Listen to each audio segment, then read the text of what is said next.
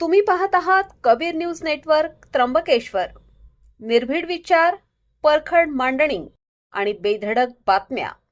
त्र्यंबकेश्वर तालुक्यातील प्रत्येक घडामोडीचा अचूक वेध घेण्यासाठी सज्ज आहोत आम्ही. तालुक्यातील ताज्या अपडेट्ससाठी आता सबस्क्राईब करा कबीर न्यूज नेटवर्क त्र्यंबकेश्वर.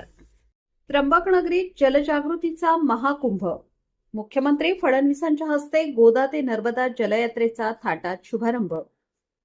नदीजोड प्रकल्पातून महाराष्ट्र दुष्काळमुक्त करणार. त्र्यंबकेश्वरमध्ये मुख्यमंत्र्यांची मोठी घोषणा. नमस्कार, मी अमिता गावंडे. कबीर न्यूज नेटवर्कमध्ये आपले स्वागत आहे. आज त्र्यंबकेश्वर नगरीत गोदा ते नर्मदा जलयात्रेचा ऐतिहासिक शुभारंभ झाला. मुख्यमंत्री देवेंद्र फडणवीस यांच्या उपस्थितीत पार पडलेल्या या सोहळ्यात प्रशासकीय आणि राजकीय स्तरावर मुख्यमंत्र्यांचे स्वागत करण्यात आले.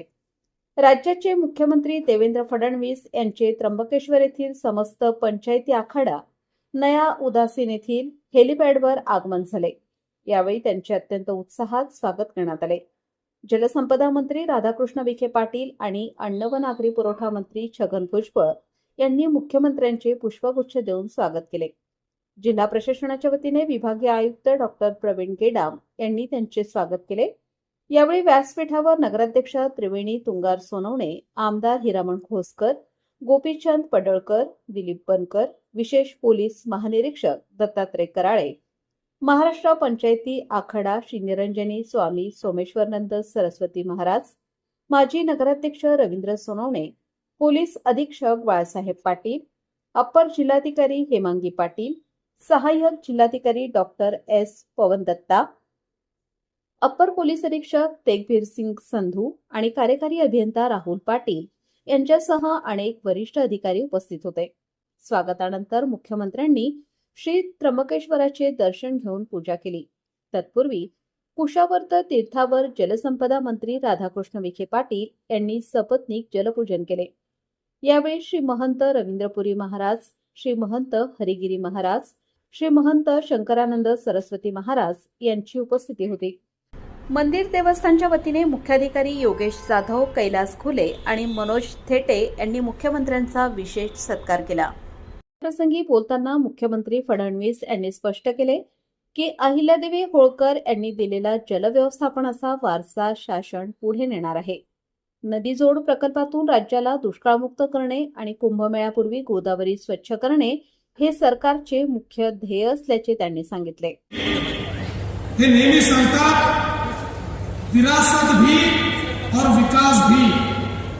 वारशाचं संवर्धन आणि विकास या दोन्ही गोष्टी करणं हे गरजेचं आहे.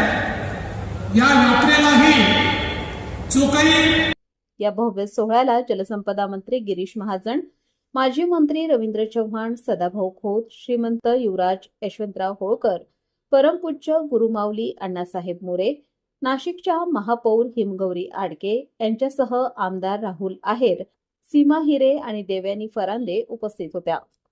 तसेच धार्मिक क्षेत्रातील दिग्गज महंत हरिगिरीजी महाराज, महंत रवींद्रपुरीजी महाराज, महंत शंकरानंद सरस्वती महाराज, महंत गिरिजानंद महंत रामकृष्ण लहवीतकर आणि प्रशासकीय अधिकारी प्रकाश मिसाळ, राजेश गोवर्धने, नवनाथ सोनवणे, सोनल शहाणे, वैभव भागवत, निलेश पाटील, तहसीलदार गणेश जाधव व मुख्याधिकारी गोविंद जाधव यांचीही प्रमुख उपस्थिती होती. अहिल्यादेवींच्या 300व्या जयंतीनिमित्त सुरू झालेली ही जलयात्रा आता महेश्वरच्या दिशेने मार्गस्थ झाली आहे. त्र्यंबकेश्वरच्या अशा सविस्तर बातम्यांसाठी पाहत रहा कबीर न्यूज नेटवर्क. आमचा व्हिडिओ शेअर करा आणि चॅनलला सबस्क्राईब नक्की करा. धन्यवाद.